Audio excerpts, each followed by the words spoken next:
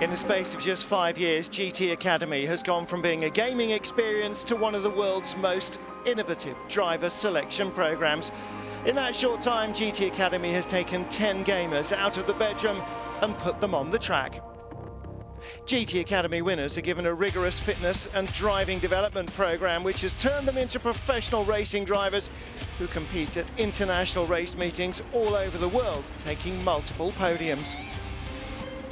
Over the next few weeks, we'll follow some of those winners as they take their next steps in consolidating their careers as professionals.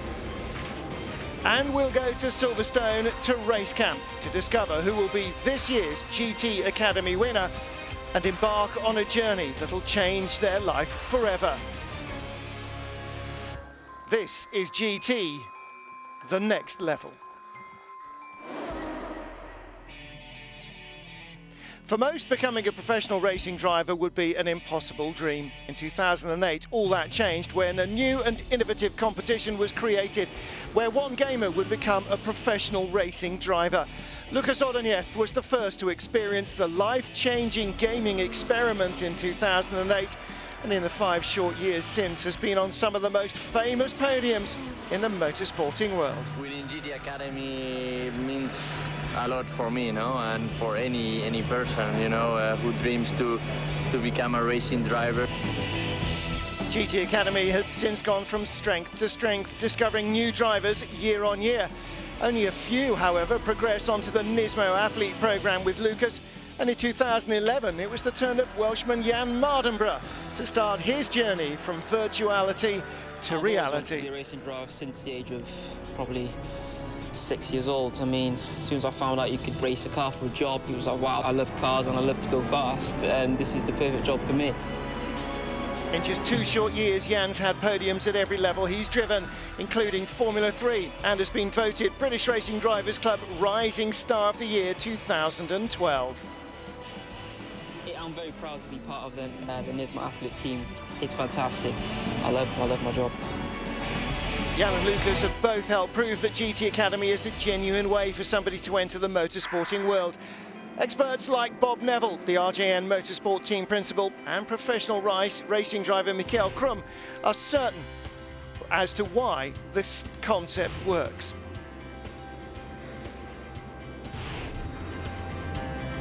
These guys are automatically good on simulators, good on learning the circuits on simulators. It's a fabulous background to start racing with. That already puts them, before they get into the real racing car, on a level that is already higher than many professionals actually are when they go through the normal career. When Jan stepped into Formula 3, Simon Fitchett, Academy Performance Director, and Johnny Herbert, ex-Formula 1 driver and Academy mentor, believe it's not only good for the Academy graduate, but for the Academy itself. How far he's come in the time that he's come is really quite unbelievable, to be honest. He's only in his 2nd season of any form of motorsport, and then he's made a huge step where he's gone into European Formula 3. It really takes a certain type of character to be able to take on everything that he's been taking on, and he's been taking it in his stride. But if he keeps growing, I think he could end up being a front runner in that formula, and I think that would be absolutely amazing. Only the boys get through that have the real talent. So with Jan, actually, I also have absolutely no worry about him. The family is growing, and you know, it's amazing how far we're going. Very few people get to live out their childhood dreams, so we're very fortunate to be in that position. Jan's GT journey takes him all over the world, and being from a very close-knit family, his parents Steve and Leslie try to travel to as many of his race meetings as possible. It's not often that his mum and dad get to spend time with Jan away from the track. Today, however, Jan and his dad have a rare chance to have some father and son time in their home city of Cardiff to watch Steve's preferred sport of football. So we're at Cardiff City Stadium, back home in Cardiff. I'm here for the Newcastle and Cardiff City match. Yeah, we try and do things as a family, just try and spend a bit of quality time together, because we're all fitting around Europe watching him or watching Colby play football, and so when we get time to have good quality time as a family, we do. It is a rare occasion. The last time I went to a football match was 3 years ago with my dad to watch my brother play. Sport, it seems, is very much a career choice in Jan's family. Steve used to play professional football for Cardiff City, among others. Yeah, my dad used to play football and he used to play for Cardiff City. He played for a lot of different teams, rivals Swansea City, and he keeps that one quiet though when you see it. With football constantly surrounding Jan from an early age, it's perhaps no surprise to hear that he's not a bad player himself. Just 3 years ago, he could have had a very different career path. He played for a team called Ely Rangers and done really well. Had trials for Cardiff City. He played in 2 trial games, scored 2 and made 1. And I said, you've got a chance here, and nothing came of it. I'm not going to lie, I was a bit disappointed when I didn't get taken on. It's just a bit like, oh, what more do I have to prove? And then PlayStation 3 came along, Gran Turismo, and then the rest is history. Well, motorsports loss football's loss was motorsports' gain in 2011 when Jan entered the GT Academy online competition and qualified for the Academy's UK national final. It wasn't his first road trip to the Academy. Mum Leslie came along to give him a bit of support as well. When I was driving, I had to say, go on, Jan. It's a bit embarrassing sometimes, but it's all right. Lucky I didn't see her because she probably put me off if I looked at her. It was here that Jan got the chance to drive a professional race car for the first time. The experience was amazing. I've got to do that for a living. That's what I want to do. I want to have another go around there. Well, Jan more than gave himself another chance by qualifying for race camp at Silverstone. All those hours in your bedroom, not going to waste of It's embarrassing. Once at Silverstone, the hard work to show he had what it takes to become a professional racing driver really began. After every single day, I was completely drained. It's a very tough week. The fitness we had to do was just incredible, and my forearms killed after about day 5 because of all the driving. It was so tough. At the time, you just throw into one car into the next event and you haven't got time to think about things. In winning the Academy, Jan showed some of the competitive nature required to be a racing driver, and never more so than when he finished on pole in the final race of the Academy. It's an attribute his dad Steve believes that he's inherited from the old man.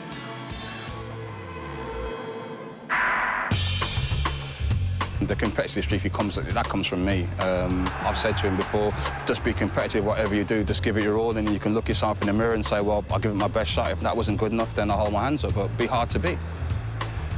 In and around Cardiff City's ground, Steve's in his element, but it's certainly something that Jan can relate to as well.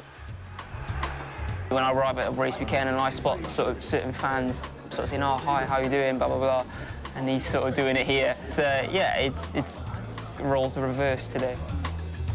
The competitive streak in the family is never far from the surface. What do you think then? You're the expert. I think a draw possible. I bet you they win. You reckon? Yeah. How much you want to win? 5 if they win. A 5 if they win? Yeah. You're shake it then. Make sure you pay up. I do pay. You've got a tendency of not paying up. Despite settling down to watch the football, Jan can't help winding his dad up on the subject of fitness. Gosh, so do you think when you played football you were as fit as me? As you? I was fitter than you. I was fitter than you. How? In what way? Like when I was playing, we used to do a run around the football pitch, and you used to do a progressive run. You start from that corner there, and you sprint from that corner flag to that corner flag there, and you jog all the way around, back to the start, then you sprint from there to there, then jog the rest of it. So you do the full... I've done that. Yeah, but then I did that when I trained. Yeah, but you need to do that 6 times on the clock after a training session. So you've done your 1.5 hour training, and then you've got to do a progressive, which is called a full progressive, and you'll be sucking large eggs. You couldn't do it. Yeah, okay. Yeah. Have you run a marathon? Huh? Have you run a marathon? I haven't run a marathon. I've run a marathon. Right, okay. Does that make me... Your fitness level is different, but I reckon when I was 22, I was fitter than you. Fitter than you as a 22. Oh, no doubt. I was fit. Huh?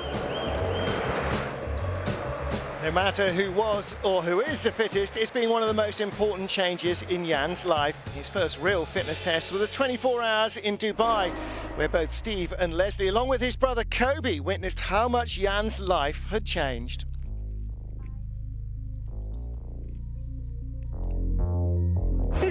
arrived, I put the helmet on, and he took me out in the car, so we just had a spin round.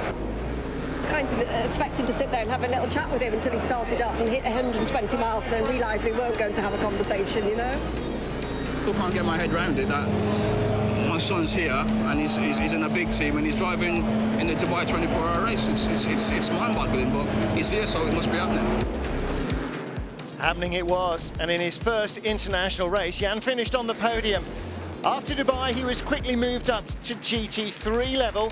He took a further 3 podiums across Europe, cementing his role as a Nismo athlete. To call yourself a Nismo athlete is incredible. It's really nice to be called that. That's your sort of your job title or your occupation.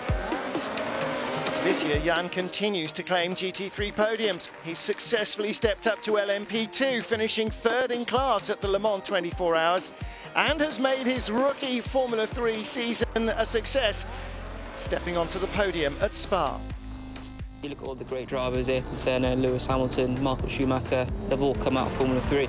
And if you ask them what is your favourite car to drive, I bet a lot of them will actually say a Formula 3 car, because it's just a finely tuned machine. Jan's ability in the car is undoubted. The last couple of years have been a whirlwind for him and for his parents. His ability to protect success in his father's old profession, however, is not so good. Newcastle take 2 first-half goals and dominate the first part of the game. Steve can't help winding Jan up.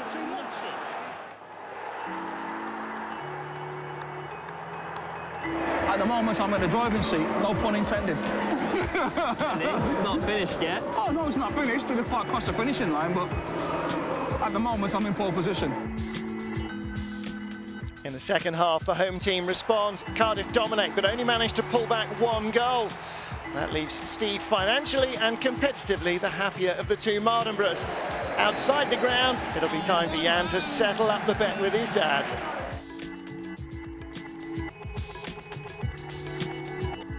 I'm not in the country very often, but I have €5, so you can have €5. Spend it wisely. Appreciate that. Thank you very much, son. Thanks a lot. Yeah. Pains you, doesn't it? It does. I hate losing. Me too. Coming up next time on GT The Next Level, it's the final race of the Blancpain GT3 European Series, where Lucas and Alex will fight it out for top spot in the championship.